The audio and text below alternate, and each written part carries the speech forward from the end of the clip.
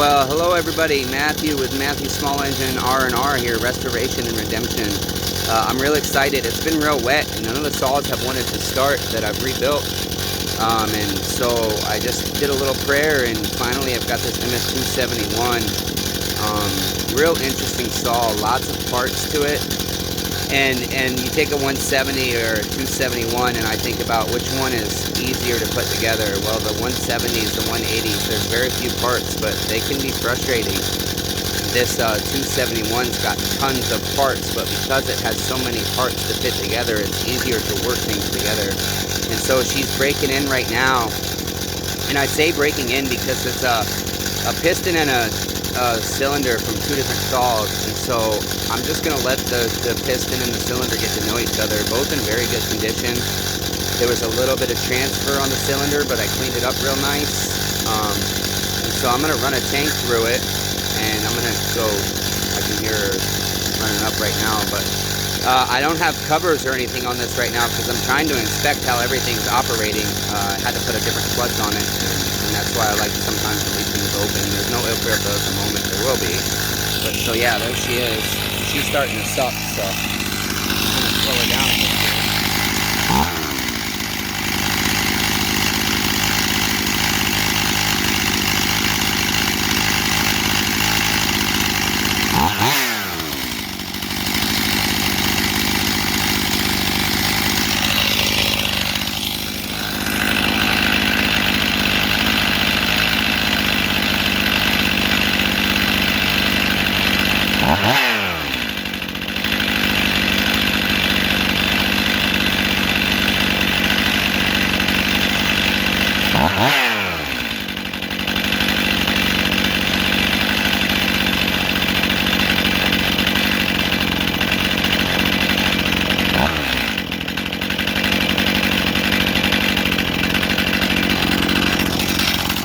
Yeah, so just have to really take the time to listen to the saw and get it adjusted in before you put it to wood, I think.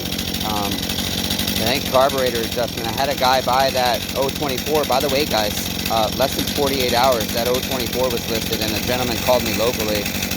He came over, and even with the weather, it was pouring rain, and we couldn't get her tuned in right. He still bought it. But he said, I don't adjust anything because I don't know nothing about them. And so because he's only 3 miles away, I said, listen, man, you said you don't run that saw very often. Let me come over anytime you fire it up and let me teach you how to adjust a carb, because what's the number one culprit of burning a saw up? Heat. And what causes too much heat? A saw not being run right. A dull chain causes your saw to run lean and hot. I personally have never seen a saw blown up by being run rich. I mean, I've seen them blow up by running them extremely rich, but I prefer to run my saws a little bit richer. Do you lose a little bit of power? Yeah, I think so, but it's worth it to me for the safety. So anyways, I'm going to flip you around, and I'm going to show you this 271 that's running, and I know there's a cap off. I know there's no filter. I know there's no cover. There's no clutch cover. That's intentional. I'll run this half a tank I have in it, then I'll go put everything together. I'll run another half a tank through it. And then what I'll end up doing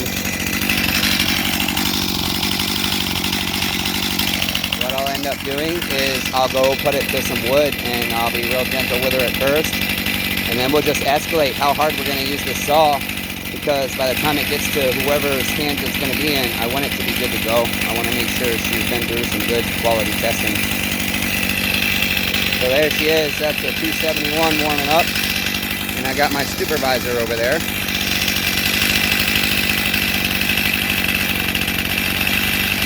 Good looking saw, you guys. Exciting. This is going to be a good one to sell.